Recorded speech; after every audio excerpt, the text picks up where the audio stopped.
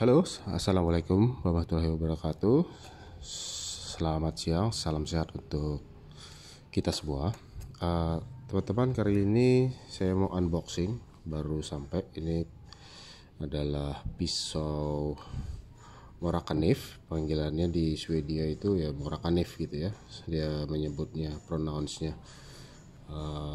Ya ini pisau lama, tapi baru di remake lagi, sempat discontinue dulu, namanya 510 terus menjadi 511, tapi yang 511 kemudian yang gagangnya rada tebal ya, agak meaty gitu, agak buat tangan-tangan besar. Sementara ini yang ya konon disukai karena dia bisa lebih fokus dan untuk kerja-kerja yang dekat gitu, carving atau motong-motong kayu, dahan, itu dia bisa nekannya enak gitu ya di sininya gitu, jadi fokusnya enak. Ini bilahnya sedikit tentang spek. Nah ini Scandi Green yang single bevel ya, beda dengan yang companion. Masih belum kelihatan ya single bevelnya. Dia single bevel, bukan multi bevel.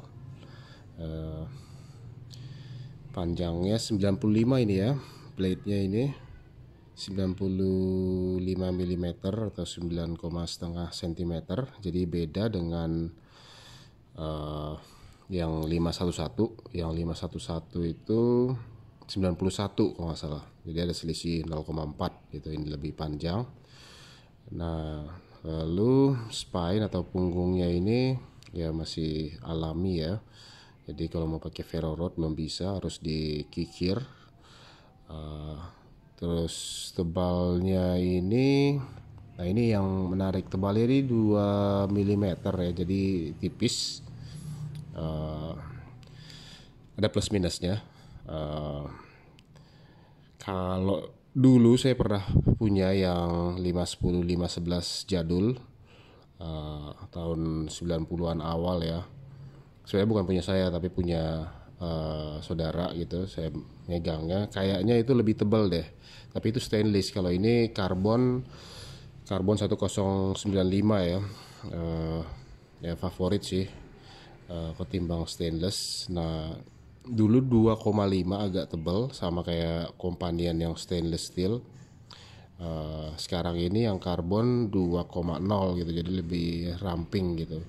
Nah, kelebihannya apa? Kelebihannya ya kalau pisau makin tipis, dia untuk memotong yang rada-rada respon atau kenyal gitu, kayak kayu-kayu manis atau kayu ini, dia ngerespon gitu ya. Atau meat, daging gitu ya, daging yang mau di slice gitu ya, dia enak gitu. Ngambil celahnya terus nariknya enak, gigit lah atau bahasanya ya. Nah terus kelebihan utamanya ini yang saya dengar-dengar, panjangnya dia sudah 3/4. Jadi tanknya itu ujungnya ini ya, kalau saya pernah lihat sih di X-ray-nya itu yang baru ini, dia kecil tapi sampai segini, 3/4 lah segini ya. Dan untuk cek, saya coba pakai magnet, cuman saya magnetnya kecil. Ini masih ngerespon di sini ya. Sampai sini juga masih ngerespon tuh. Saya coba tarik lagi, ini udah setengahnya ya, ini udah setengah magnetnya. Dia ngerespon dengan baik. Nah saya coba di sini, apakah masih tuh ya. Jadi ini udah hampir 3/4 nih, patokannya mungkin sekitar segini gitu. Tuh masih juga di sini, berarti masih ada daya magnetnya ya. Nah yang ini masih tuh, masih ada ya magnetnya. Nah, di sini tadi berarti sekitar di sini. Ini cukup panjang teman-teman, hampir full tank ini sebenarnya. Ya, hampir full tank. Cukup cukup jarang pisau Morakniv yang hampir full tank gitu. Ya ini suatu kelebihan dibanding 511. Ya, tentu 511 mungkin hanya setahu saya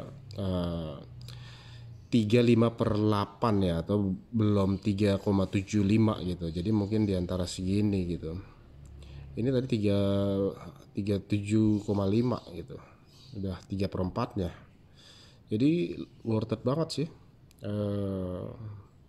Ya artinya secara spek mantap gitu. Untuk batoning ya meskipun yang skala kecil,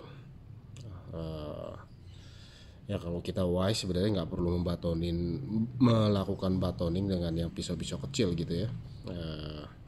Namun kalau memang terpaksa dan kepepet ya dia masih mempunyai kemampuan gitu. Dan nggak mungkin dia bisa rusak gitu karena ini cukup panjang ya. Jadi saya pikir kelebihannya itu. Terus apalagi, nah ini nutupnya harus hati-hati ya. Saya tidak mengalami masalah dengan shade-nya karena ya saya sempat baca dari review yang lain katanya shade-nya ada yang bermasalah. Terus ya ini gampang lock, ini enggak ternyata. Ini saya goyang-goyangin, dia tidak, cukup bagus. Tuh ya. Saya pinggirkan dulu magnetnya, dia cukup bagus. Jadi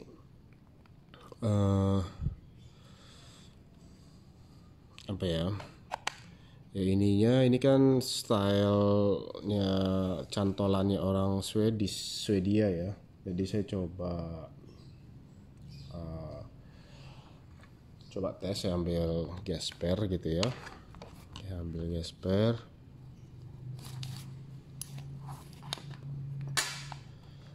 Apakah dia masuk?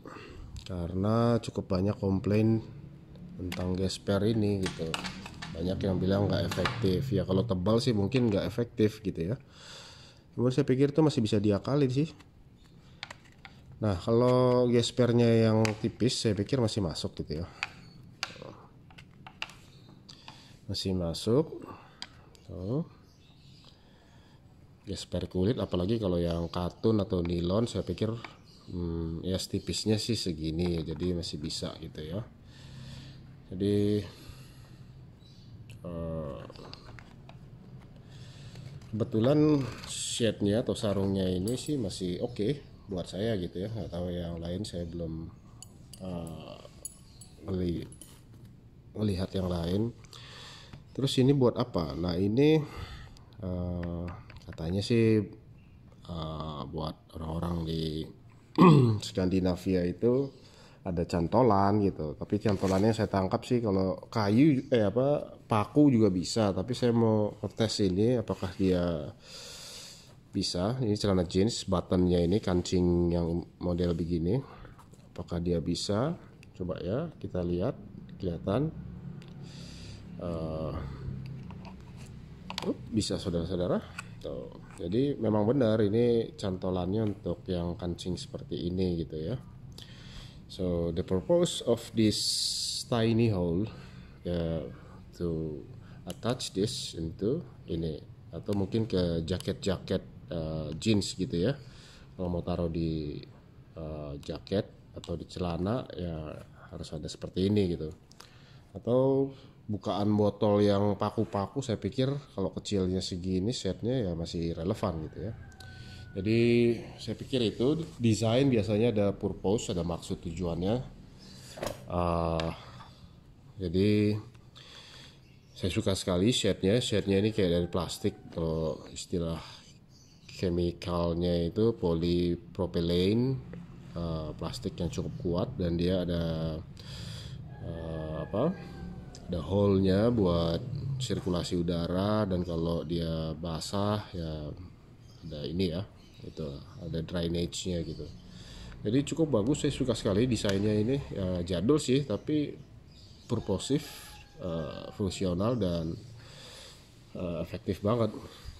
Jadi secara singkat, ya kalau di Amerika sana atau orang mereka menggunakan term bushcraft atau uh, kalau dulu saya itu taunya survival wilderness. Ya mungkin nantilah kita bahas ya antara dua ini. Kalau kita di Indonesia mungkin ya camping anak gunung atau jadi lingkup kegiatannya ya di sekitar itu gitu. Ya mungkin dulu belum ada internet, belum ada ini, jadi tidak bisa mengetahui lokasi dan ancaman-ancamannya, lingkungannya. Sekarang bisa lebih terfokus, namun ya itu tadi bahwa fungsinya ya, lingkup kegiatan atau yang mau dilakukan tuh apa. Ini untuk wood, kayu dan daging, apa untuk motong-motong ayam, kambing, sapi, saya pikir masih oke gitu. Oke, rekan-rekan, jadi kelebihannya adalah secara singkat yang sudah dibahas tadi. Pertama, ini 1095 carbon steel, jadi dia bisa karat. Cuma ada banyak cara ya supaya meminimalisir, yaitu dengan patina dan segala macam yang bisa ditemukan informasinya. Cuman kelebihannya 1095 ini sangat tajam, edge retentionnya, tepiannya ini kuat sekali, dan dia memang bagus gitu ya. Scandi Green single bevelnya ini juga ya model lama. Terus yang tadi saya bilang full tank, 3/4 tank, belum mencapai full tank, jadi saya pikir ini kelebihan. Ya dulu yang awalnya kayaknya ada dua ya. Yang satu yang lebih terkenal yang stainless steel yang 510 lama. 510 lama kemudian bermetamorfosis menjadi 511. Ininya sama juga, tapi kemudian ya karena terkenal di Kanada, Amerika dan beberapa negara, tapi di Eropa nggak begitu terkenal, jadi di discontinue yang 510 ini dan 511 lama. Akhirnya yang 511 baru keluar, ya agak beefy, agak chubby gitu ya pegangannya gitu. Ya ada pelindungnya sih, thumb stud, thumbnail gitu ya. Tapi sebagian orang suka dengan yang kalau kerja-kerja dekat gini enak gitu dia. Oke, sementara itu review singkat. Terima kasih atas perhatiannya. Selamat siang, salam sehat, dan sampai ketemu lagi. Ciao.